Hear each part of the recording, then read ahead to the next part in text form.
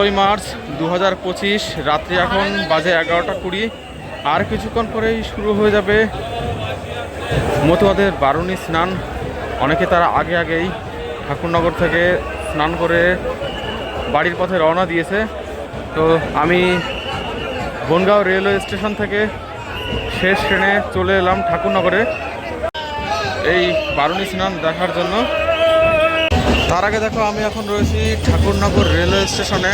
আর দেখো হাজারে হাজারে লোক ভিড় করেছে, জড়ো হয়েছে ঠাকুরনগরে এই বারুণী স্নান করার জন্য।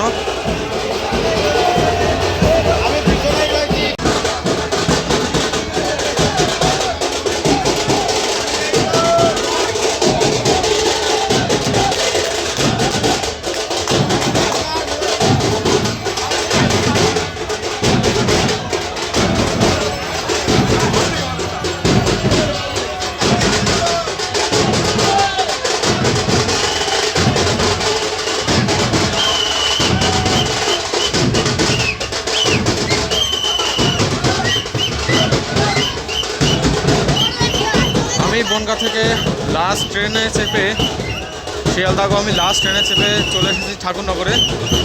আর এখানে আসার পরে এই দৃশ্য দেখতে পাচ্ছি, হাজার হাজার লোক এই ট্রেন থেকে নামলো, অনেকে স্টেশনের উপরেই অপেক্ষা করছে।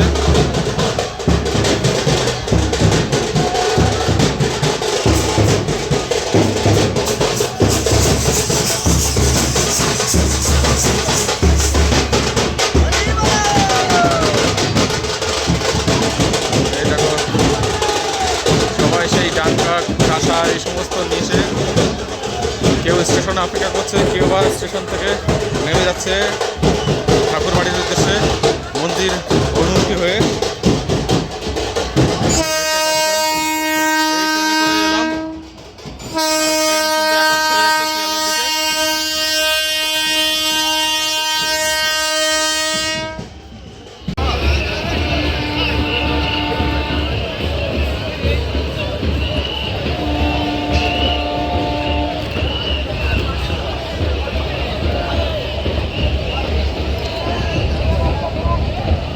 আমি এই ভিডিওতে ঠাকুরনগরে বারুণী স্নানের ঠিক আগের মুহূর্তে অর্থাৎ রাত্রের কিছু দৃশ্য তোমাদেরকে দেখাবো। এই হচ্ছে ঠাকুরনগর রেলওয়ে স্টেশন। 2 নম্বর প্ল্যাটফর্মে এখন ট্রেন এসেছিল, যে ট্রেন থেকে আমি নামলাম। প্রচুর মানুষ কিন্তু এই ট্রেন থেকে নামলো। আর 1 নম্বর প্ল্যাটফর্মে অনেকে অপেক্ষা করছে পরবর্তী ট্রেনের জন্য, অনেকে যাবে বনগাঁ অভিমুখে। 2 নম্বরেও অনেকে অপেক্ষা করছে যে তারা আজ যাবে না, কাল বারুণী স্নান করার পরেই চলে যাবে, সেই জন্যই হয়তো অপেক্ষা করছে। অথবা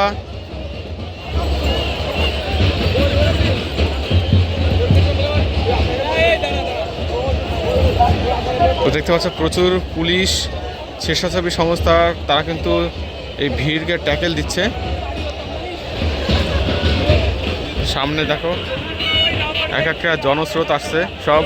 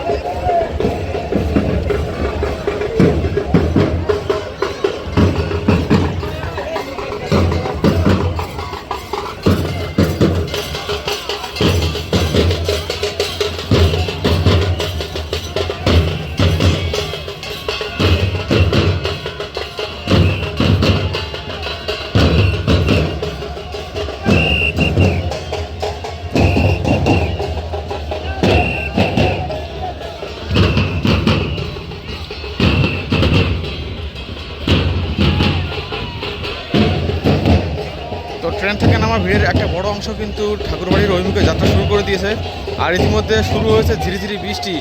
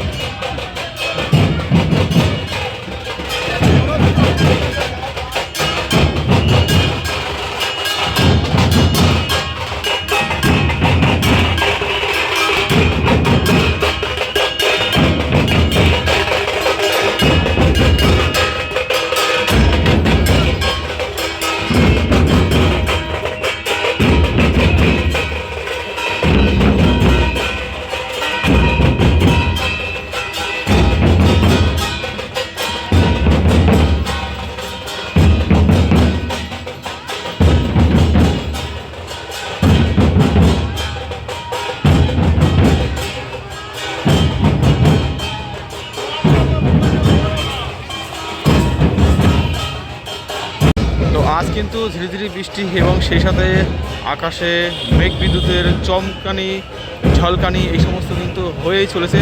কিন্তু তার সেই সমস্ত বিষয়কেও উপেক্ষা করে হাজার হাজারের লোক কিন্তু ঠাকুরবাড়ির উদ্দেশ্যে রওনা শুরু করে দিয়েছে। দুদিন আগের থেকেই ম্যাক্সিমাম লোক আসা শুরু করে দিয়েছিল। অনেকে স্নান করে এখান থেকে ফিরেও গেছে। তবে আগামীকালই যেহেতু বারুণী স্নানের মুহূর্ত, তো সেজন্য কিন্তু রাত এত হয়ে যাওয়ার পরেও ট্রেন থেকে কিন্তু বহু মানুষ নামছে। অনেকে ভিড় এড়াতে আগে ভাগেই স্নান করে নিয়েছে, মুহূর্তের আগেই তারা কিন্তু ফিরে যাওয়ার জন্য স্টেশনে এসে হাজির হয়েছে। অনেক লোক হলো সবে, অনেক লোক এমনটাও আছে যে অনেকে এমনটাও আছে যে সবে এসেছে স্নান করার জন্য।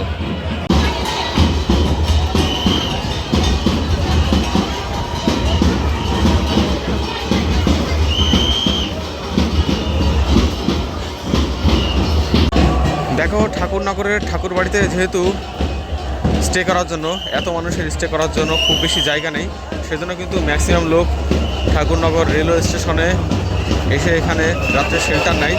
দেখতে পাচ্ছ স্টেশনের উপরে প্রচুর মানুষ বসে আছে এখানে। অনেকে পরবর্তী ট্রেন ধরবে আগামীকাল সকালে সেজন্য, এবং অনেকে এমনটা আছে যে স্নান করবে সেই জন্য এখানে এসে অপেক্ষা করছে। কারণ ধীরে ধীরে বৃষ্টি পড়ছে, তার উপর আবার ঠাকুরবাড়িতে যে পরিমাণে জায়গা আছে সেই জায়গা এত পরিমাণে লোক, যে পরিমাণে লোক এখানে এসেছে তাদের জন্য সাফিসিয়েন্ট নয়, যার জন্য কিন্তু স্টেশনের উপরেই লোকজন শেল্টার নিয়ে থাকে।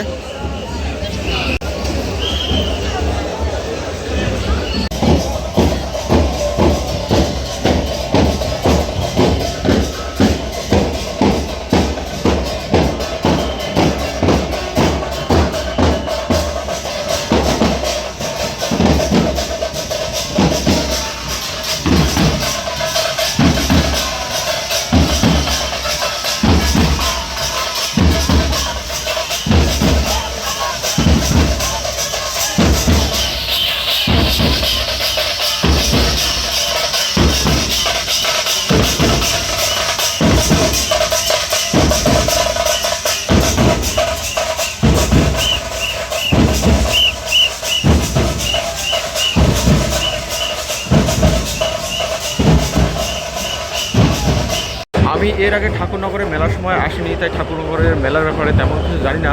তবে আজ এখানে আসার পরে যা দেখছি সেটা সত্যি অনভিপ্রেত। মানে এমনটা হয় সারা রাত ধরে, এটা আমার জানা ছিল না। এই ঠাকুরনগরের পাশে এই যে রাস্তা দেখতে পাচ্ছ, এই রাস্তা দিয়ে দেখো জল আসতেই আছে। আমি বেশ খানিকক্ষণ ধরে এখানে দাঁড়িয়ে আছি। সবাই ঠাকুরনগরের ঠাকুরবাড়ির দিকে চলেছে। ধীরে ধীরে বৃষ্টি কিন্তু পড়ে যাচ্ছে, তার মধ্য দিয়েই কিন্তু এনারা চলেছেন ঠাকুরনগরের ঠাকুরবাড়ির উদ্দেশ্যে।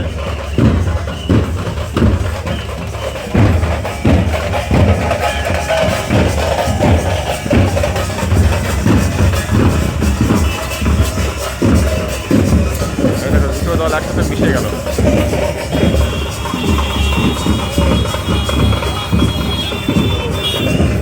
এদিকে রাত্রি এখন 12টা বেজে গেছে, তারপরেও কিছু কিছু দোকান এখানে খোলা রয়েছে।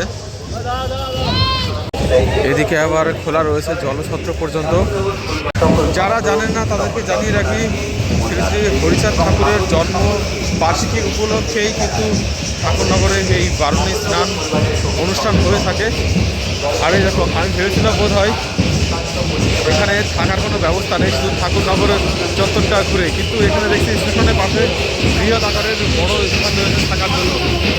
এই যে বৃহত্তর ঠাকুরনগর ফুল বাজার সম্পদ জনসম্পদ, এখানে এত